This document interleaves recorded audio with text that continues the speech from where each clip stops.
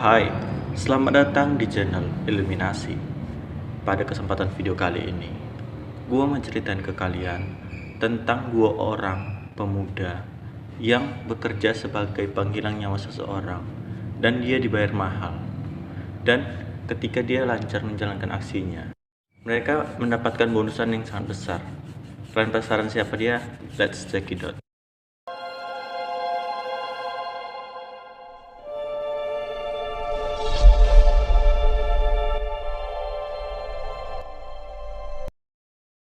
Kisah ini gua awali dengan salah satu pemuda yang bernama Rosalio Reta. Lahir di Meksiko pada tahun 1990. Dia dibesarkan di kedua sisi perbatasan antara Amerika Serikat dan Meksiko. Dia juga mempunyai teman masa kecil yang bernama Gabriel Cardona. Masa kecil mereka berdua dijalin dengan baik, seperti anak-anak kecil normal pada umumnya. Mereka sedang bermain bola, sedang membaca buku komik, dan lainnya.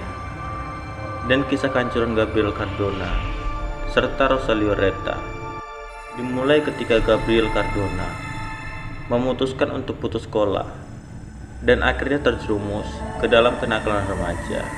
Kenakalan remaja yang dilakukan Cardona ini pun bisa dibilang cukup mainstream. Mula-mula dia melakukan kenakalannya dengan mencuri mobil, kemudian kenakalannya akhirnya naik kasta ke level yang lebih mainstream lagi, yaitu menyelundupkan obat-obatan terlarang serta menyelundupkan senjata ke seberang perbatasan antara Amerika Serikat dan Meksiko. Akhirnya ketika Cardona tumbuh sebagai pria yang dewasa, pada saat dirinya berusia 17 tahun, salah satu penyelundup yang terbesar di perbatasan antara Meksiko dan Amerika Serikat kala itu yang bernama Los Zetas melihat bakat penjahat yang terpendam dalam diri Cardona.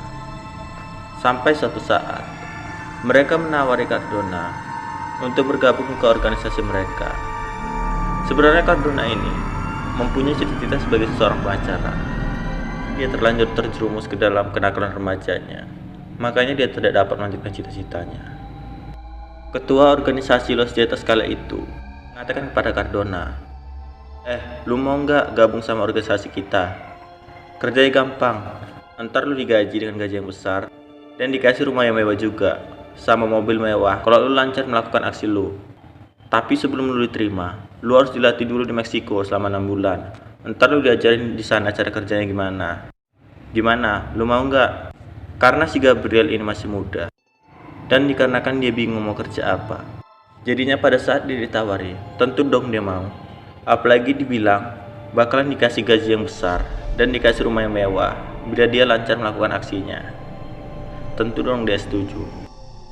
Singkat cerita, akhirnya si Cardona dengan baik melakukan pelatihannya selama 6 bulan. Setelah dilatih, akhirnya dia pun mulai kerja pada organisasi tersebut.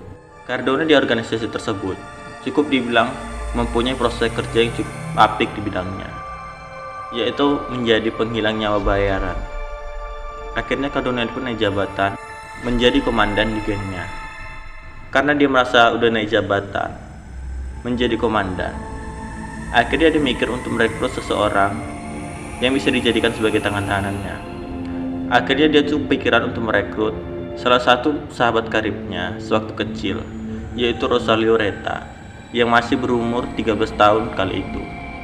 Akhirnya ditawari tuh si Reta dengan iming-iming yang sama sewaktu Cardona ini ingin masuk ke organisasi tersebut. Tapi di sini si Reta harus membuktikan bahwa dirinya layak untuk masuk ke organisasi tersebut dan menjadi orang yang layak menjadi tangan kanan si Cardona ini. Akhirnya diteslah tuh si Reta dengan tes, yaitu menghilangkan nyawa salah satu korban yang dipilih si Cardona. Dan kemudian si Reta pun menjalankan aksinya. Ternyata dia berhasil menghilangkan nyawa orang tersebut dan dia pun langsung diangkat menjadi anggota dalam organisasi tersebut. Setelah diangkat menjadi organisasi tersebut, dia langsung mendapat pelatihan seperti bagaimana cara menembak, bagaimana cara berantem dengan tangan kosong, dan latihan-latihan lainnya. Pokoknya yang berkepentingan untuk kebutuhan mereka dalam melakukan aksinya. Oh iya, menurut gua, organisasi ini cukup pintar dalam merekrut orang untuk menjadi anggotanya. mereka memilih orang yang berasal dari anak muda, biar gampang buat dicuci otaknya, agar mau bergabung dalam organisasi tersebut. Dan menurut gua, anak muda itu lebih susah dikenali sebagai penghilang nyawa bayaran. Karena pada dasarnya, penghilang nyawa bayaran biasanya berasal dari kalangan orang dewasa.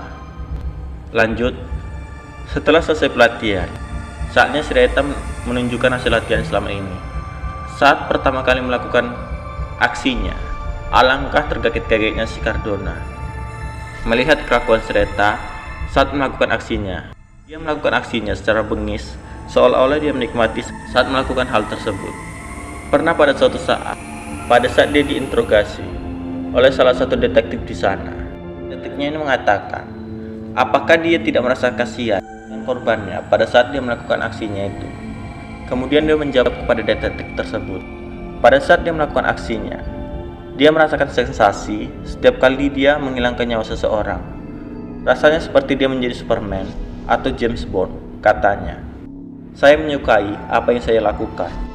Bahkan pernah di suatu titik, dia pernah menghilangkan nyawa seorang pria di depan istri dan ketiga orang anaknya. Oh iya, mereka berdua ini juga memiliki julukan, yaitu The Wolf Boys. Dan khususnya buat Reta, dia mendapatkan julukan sebagai El Nino, atau yang bila diartikan dalam bahasa Indonesia, artinya sang anak laki-laki. Dalam melakukan aksinya, Reta lebih suka menggunakan senapan AK-47 atau handgun. Para korban yang mereka incar untuk dihilangkan nyawanya lebih sering berasal dari kalangan polisi ataupun petani. Pokoknya, yang bisa menghalangi atau merusak bisnis bos mereka, mereka akan hilangkan nyawa orang tersebut. Pada saat menjalankan aksinya, bila mereka melakukan aksinya dengan mulus, mereka akan digaji sebesar $10.000 hingga $50.000 atau sekitar 100 sampai 500 juta rupiah untuk satu kali melakukan aksinya. Pernah pada suatu titik, Reta diberi hadiah Mercedes-Benz dan $70.000 karena berhasil melakukan aksinya dengan mulus. Pada akhirnya, karir The Wolf Boys pun berakhir saat Cardona berhasil ditangkap pada tahun 2000 dan Reta menyusul tak lama kemudian. Bila didakwa hukuman 80 tahun penjara karena menghilangkan nyawa orang sebanyak 4 orang, dan Rosalio didakwa hukuman 70 tahun penjara dan diduga menghilangkan nyawa orang sebanyak 30 orang. Di sini gue bingung, kenapa masa tahanan Cardona lebih panjang dibandingkan masa tahanan Rosalio? Padahal kan di sini Rosalio lebih banyak menghilangkan nyawa orang daripada Cardona. Ya, itulah cerita dari The Wolf Boys. Seperti biasa, bagaimana menurut kalian? Apakah pantas mereka mendapat hukuman tersebut? Atau seharusnya lebih berat lagi? Silahkan kalian komen di bawah. Terima kasih telah menonton video ini. Jangan lupa like, komen, dan subscribe. Bye-bye.